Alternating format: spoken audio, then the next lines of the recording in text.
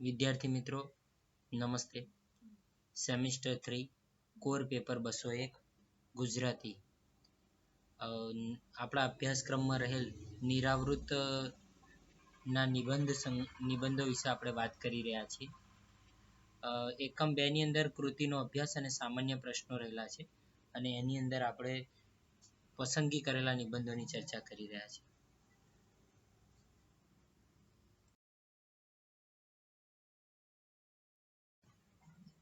નિરાવૃતના નિબંધોની અંદર આપણે આજે જે વાત કરવાના છે એ નિબંધનું શીર્ષક છે બાનો વાળો. તો બાનો વાળો નિબંધ એ પ્રવીણ દરજીનો ખૂબ જાણીતો નિબંધ છે.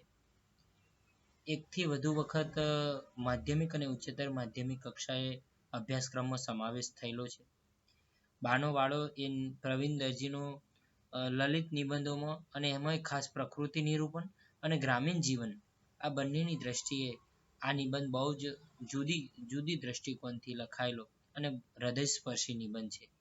તો મિત્રો આગળના વિડીયોની જેમ જ આપણે સૌપ્રથમ બાનો વાળો જે નિબંધ છે એનો અભ્યાસ કરીશું, એમાં રહેલી મહત્વની બાબતોની ચર્ચા કરીશું. તો આવો આપણે બાનો વાળો નિબંધ વિશે જોઈએ. નિરાવૃતમાં 25મા ક્રમે આવેલો નિબંધ છે બાનો વાળો. લેખક શું કહે છે જુઓ. બાને હવે 75 થયા છતાં બા 75 ના લાગે નહીં અને બા એમ સ્વીકારે પણ નહીં. બા જીવ્યા છે જ એવું કે ઉંમર કે નિરાશાને નજીક ઢૂકવા જ ન દે. નિરંતર ઉદ્યોગો એટલે બા. બા માટે એક જ શબ્દ વાપરવો હોય તો હું કહું ખખડધજ બા. તો મિત્રો અહીંયા બા માટે જે ઉપમા આપી છે જુઓ તમે, બા એટલે ખખડધજ બા. આગળ વર્ણન છે જુઓ. નીચી બેઠી દડીના મજબૂત બાંધાના આજે પણ એવા જ દમામદાર લાગે. થાય છે બાનો જીવનરસ કયો?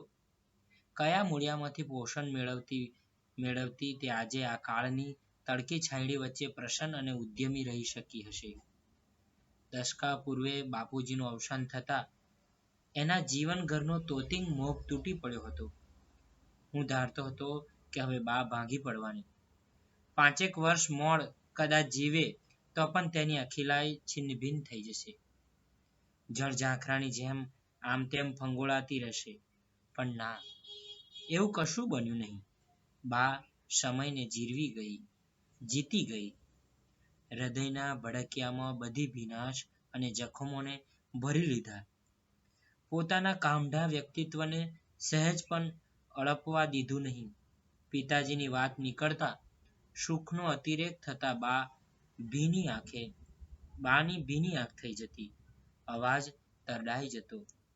આ બધું તારા બાપ હોત અને નજરો નજર જોતા તો કેટલા ખુશ થતા. દુખિયારો જીવ સુખ જોવા જ ન પામ્યો. મને મૂઈને શું કામ જીવડાવી? બસ પછી બા ચૂપ થઈ જતી.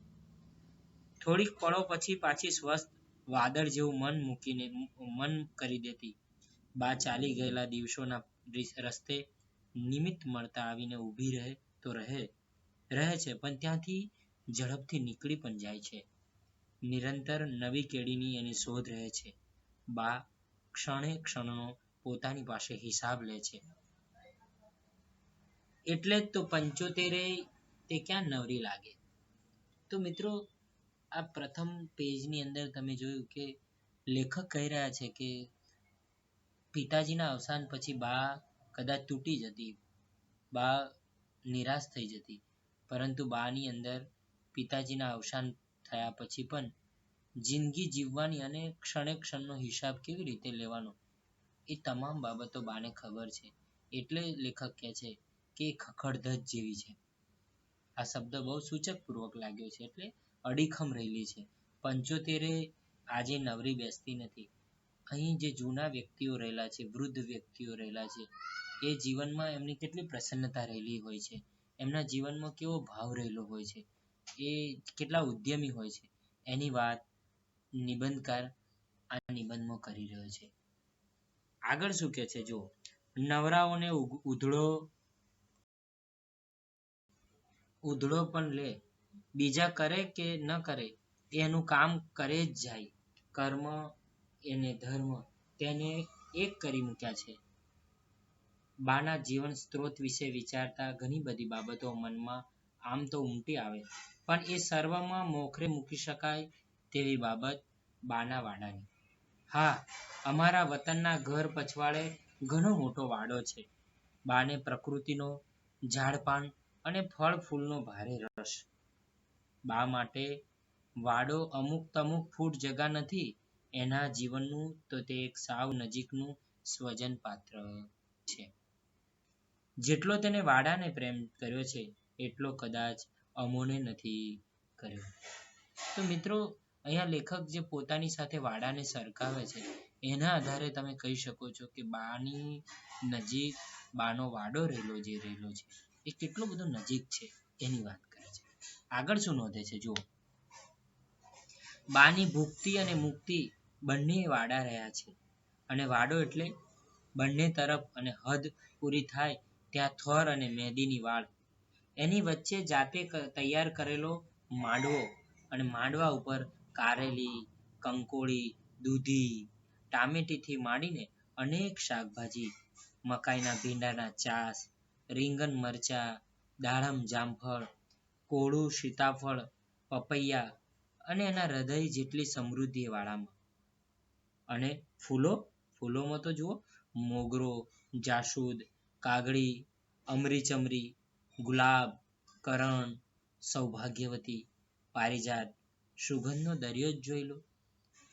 તો મિત્રો, અહીંયા હું અટકું છું. જુઓ, તમે કીધું કે કેટલા પ્રકારની વનસ્પતિ અથવા કેટલા પ્રકારના છોડ બાના વાડામાં ઉછરી રહ્યા છે એની યાદી આપણે જોઈ શકીએ છીએ. એટલે લેખકની જે પ્રકૃતિ પ્રત્યેની અથવા જે કહેવાય ને કે ગ્રામીણ જીવ પ્રત્યેની, મૂળ પ્રત્યેની કેટલી નજીકની ઓળખ છે અથવા એના વિશેની કેટલી જાણકારી છે એ આ નિબંધના આધારે આપણને ખબર પડે છે. તો ફૂલોના છોડ પણ આટલા બધા પ્રકારના છે જે અહીંયા યાદી આપેલી છે. વહેલી સવારે વાડની બંને બાજુ થોરને અડીને ભાતના પુષ્પો બાલ મંદિરના ભૂલકા બનીને ઝૂમતા હોય, અને ઔષધિના છોડો પણ મળે જ. તુલસી, કરિયાતું, અડુશી, ખરસાણી જ્યારે માગો ત્યારે હાજર. એક નાનું ઔષધાલય જોઈ લો ને જાણે. મીઠો લીમડો અને લીંબુ પણ ખરા જ, અને આ સિવાયનું ઇતર ઘણું બધું. બસ બીજું કંઈ જ નહીં. એક વાડાને બોલવા દઈએ તો પણ આપણે સાંભળી શકીએ બાનો અતીત અને વર્તમાન પણ. સમયના પગલાને તેને આ વાડા વડે સ્મારકમાં ફેરવી નાખ્યા છે. તો અહીંયા જોઈ શકો છો કે મિત્રો, વાડાની અંદર કેટલી બધી વનસ્પતિ, કેટલા બધા છોડ, કેટલી બધી શાકભાજી અને કેટલા બધા ફૂલોના છોડ જે બાએ ઉછેર્યા છે એના આધારે આપણે કહી શકીએ કે બાની નજીક વાડો રહેલો છે. ફૂલોના છોડ, ઔષધિના પણ છોડ, આ બધા છોડ બા પોતાના વાડામાં ઉછેરતી હતી એની યાદી લેખકે અહીંયા આપી છે. આગળ શું કહે છે જુઓ. બા જ્યાં હોય ત્યાં એની વાતનો વિષય વાડો જ હોય. વાડામાં ઉગેલી અને હવે થનાર વનસ્પતિ વિશે પણ બધો નકશો જીવાગ્રે એટલે જીભના અગ્રભાગે અથવા મોઢ આપણે કહીએ ને એને મોઢે છે બધું. બા જ્યાં જાય ત્યાં એની થેલીમાં વિવિધ ફૂલો, ફળોના બી પણ મળે. ક્યાંકથી લાવે, કોઈકને ખૈરાત કરે. પોતાના જ દીકરાના ઘરે 2-3 દિવસથી વધુ રહેવાનું થાય તો બા વાડા વિના જોરાપો અનુભવે. વાડાનું શું થઈ ગયું હશે? ભૂંડ પેસી ગયા હશે? વાંદરાઓએ ખેદાન મેદાન કરી નાખ્યું હશે? લોકોએ આડેધડ ફૂલો ચૂંટી લીધા હશે? કાચા લીંબુ કોઈ લઈ ગયું હશે? વગેરે બા બેચેન થઈ જતી, અને અમુક દિવસો તો તે કોઈનું માન્યા વિના વાડાના લગાવને કારણે મક્કમતાથી ચાલી નીકળે. વતન જઈને જ જંપે. પછી વાળો ખુશ અને બા પણ ખુશ. તો જ્યારે પણ લેખકના ઘરે યા મહેમાન બનીને ક્યાંય પણ બા જતી ત્યારે વાડા વિશેની સતત ચિંતા કરતી હતી. એટલે વાળો એના માટે બહુ જ પ્રેમ ભર્યો હતો. વાળો એનો પ્રથમ પ્રેમ સંદર્ભ એટલે પ્રથમ એના પ્રત્યેનો લગાવ હતો. એવા પ્રકારના લગાવ સાથે બા વાડાને ઉછેરતી હતી. એટલે લેખકે અહીંયા કીધું કે જ્યારે પણ એ પોતાના દીકરાને ઘેર જતી હતી ત્યારે પણ એની ચિંતા, એનો જીવ પેલા વાડા પાછળ રહેતો હતો. કે કોઈકે આવું કરી નાખ્યું હશે. તો આવી ચિંતા, આવી કેર બાને વાળા પ્રત્યે હતી. આગળ શું નોંધે છે જુઓ. બાને છાબડી ભરી ભરીને મંદિરમાં ફૂલો મોકલતા મેં જોઈ છે. સવારે વારા ફરતી 10 થી 15 જણ આવે. એ સૌને માટે બા વહેલી સવારે તોડીને પિત્તળની થાળીમાં રાખેલા ફૂલો સરખા હિસ્સે હોંશે હોંશે આપે. બાનો ચહેરો ત્યારે આંચકા જેવો બની જતો. મીઠો લીમડો લેવા તો ફળિયા ઉપરાંત આખું પટેલ ફળિયું આવે. બા બધી વેળા જાતે લીમડો તોડીને આપે, કામ પડતું મૂકીને. ક્યારેક જ તેના ચહેરા ઉપર કલેશ દેખાય. કોઈ નહીં ગમતી વ્યક્તિ આવી પડે ત્યારે છતાં એને લીમડો તો આપે જ. લીંબુ લેવા ઓછા જણ આવે, પણ ભદ્ર કે નોકરિયાત તો પેટમાં વીતે છે, તાવ આવે છે એવા મીશે બા પાસે લીંબુ લેવા આવે. બા આનાકાની વિના આપે, પણ અંદરથી સમજે બીમારીનું તો બહાનું છે, મૂળે તો મફતિયો શરબત પીવો હશે ને. બા એ રીતે ભોળી નહીં, પણ ભલી ખરી.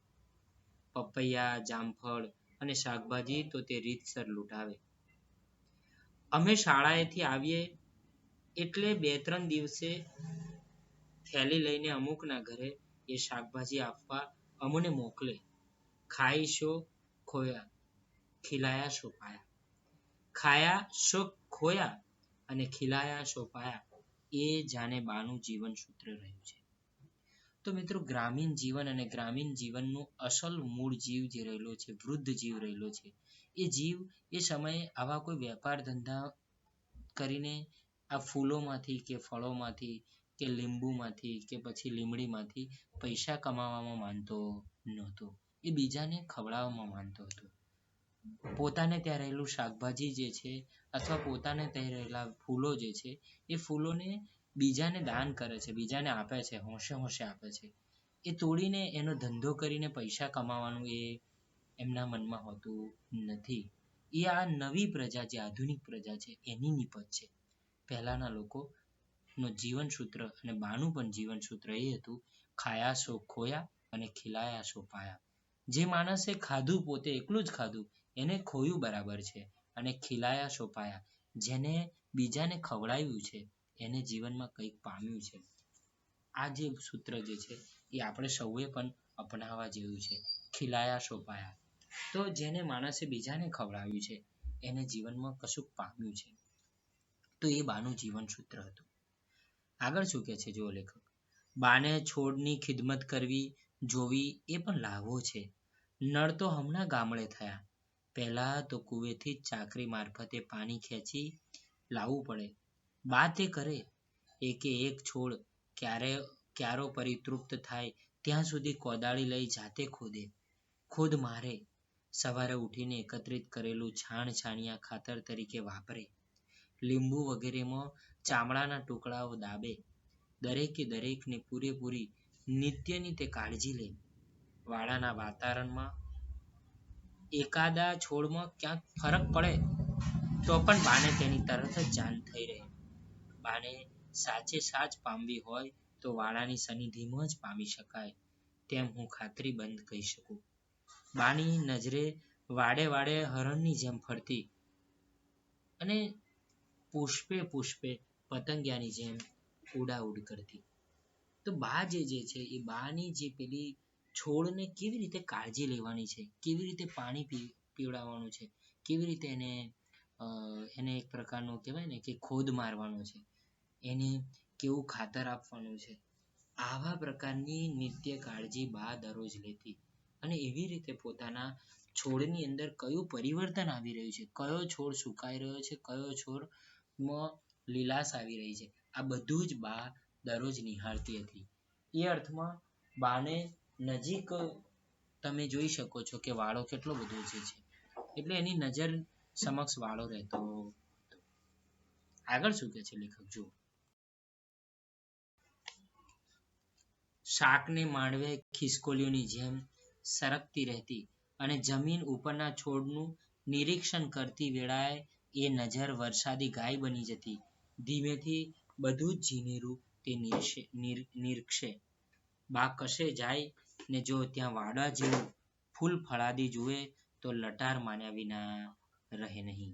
એટલું જ નહીં, એની થેલીમાં કોઈ છોડની કલમ, કોઈ આખો ને આખો છોડ આવી પડે.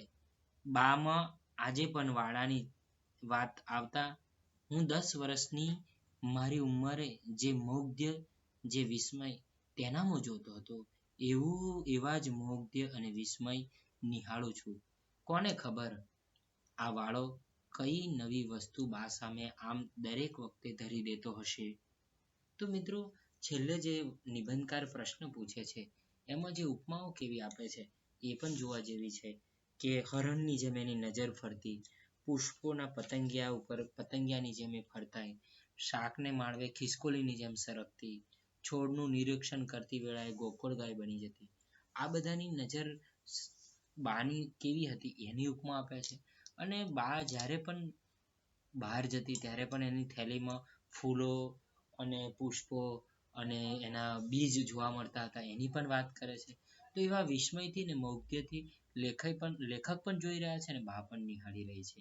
તો બાની સામે આ વાળો કયા પ્રકારનું આવું વિસ્મય ધરી દેતો હશે કે બા એની સામે પોતે નોછાવર થઈ જતી હતી. તો આવો અદ્ભુત નિબંધ, લલિત નિબંધ પ્રવીણ દરજીએ લખ્યો છે, જેને બાનો વાળો નામ આપ્યો છે. અને વાળામાં રહેલી દરેક વસ્તુ વિશે બાનો જે લગાવ જે છે એ આપણને આ નિબંધમાંથી પ્રાપ્ત થાય છે.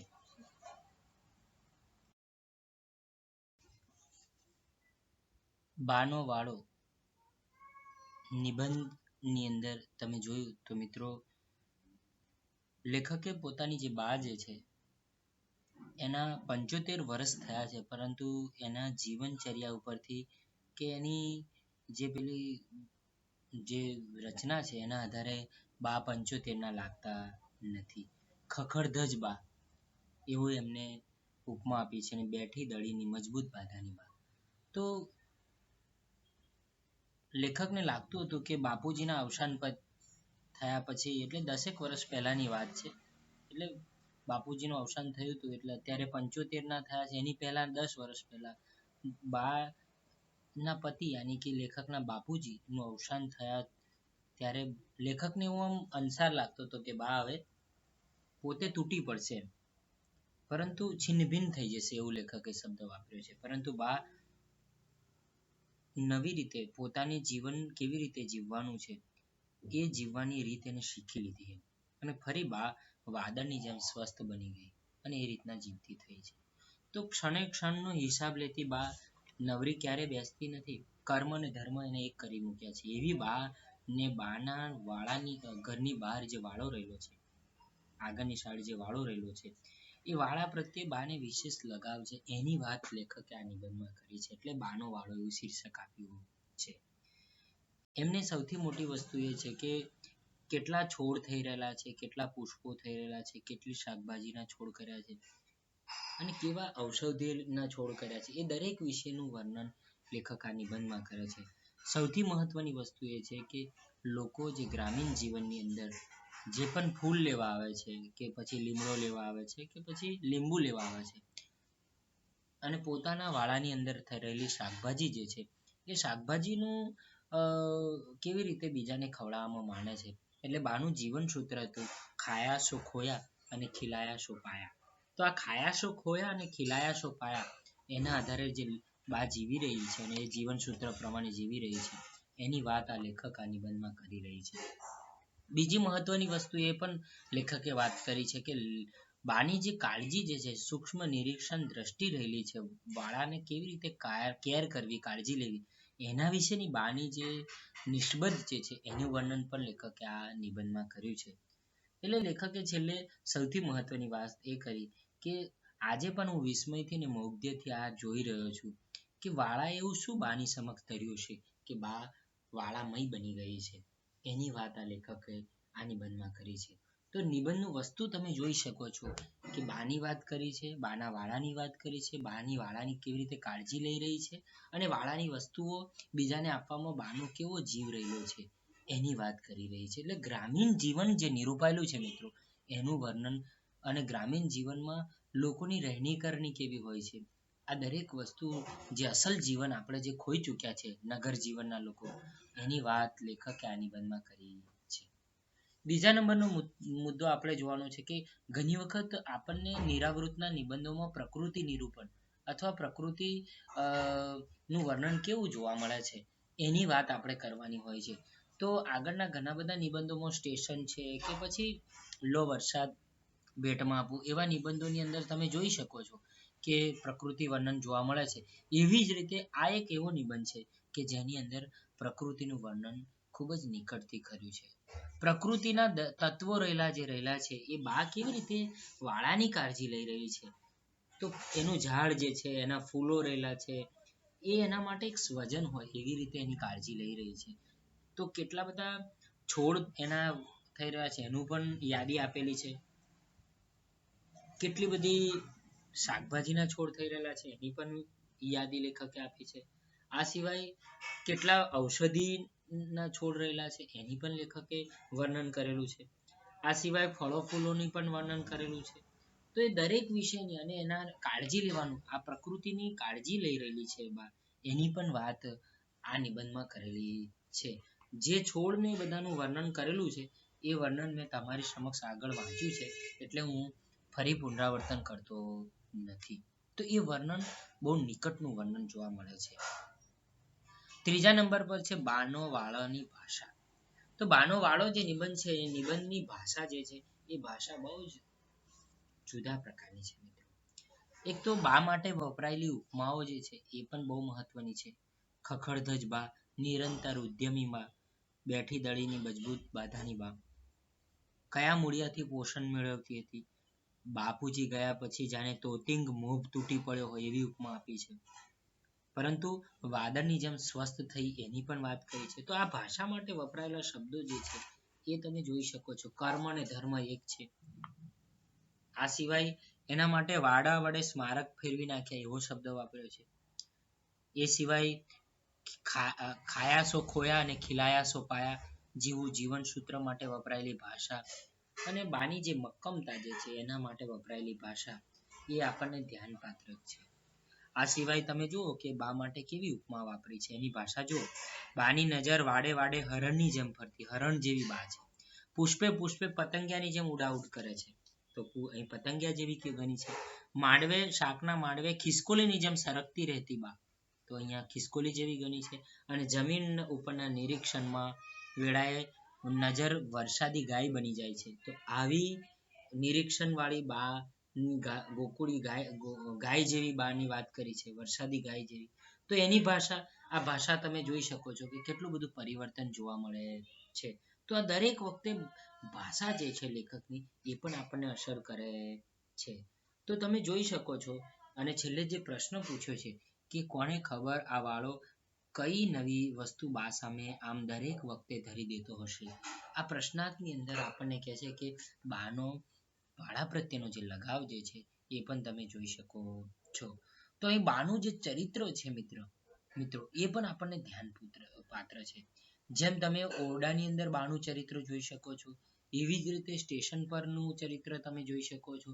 પશુઓ પાણીવાળાનો અંદર પશુઓનું ચરિત્ર જોઈ શકો છો કે પછી બાનો વાળાની અંદર બાનું ચરિત્ર જે રહેલું છે.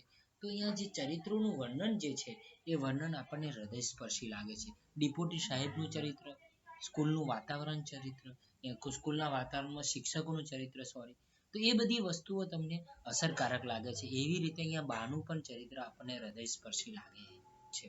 તો બાના વાળાની અંદર આપણે આ નિબંધની અંદર જુદા જુદા દ્રષ્ટિકોણથી એને જોઈ શકીએ છીએ. એનું પ્રકૃતિ વર્ણન, એની ભાષા, શાકભાજીઓનું વર્ણન, એમાં જીવન રસ, એમાં નિરૂપાયેલું ગ્રામીણ જીવન, આ દરેક વસ્તુ આપણને અસરકારક લાગે છે. તો આમાં મહત્વના રહેલા મુદ્દાઓ તમે નોટબુકમાં નોંધી લેજો. અને આ સંદર્ભે આપણને કંઈ પણ પ્રશ્ન હોય તો આપ પૂછી શકો છો. Thank you.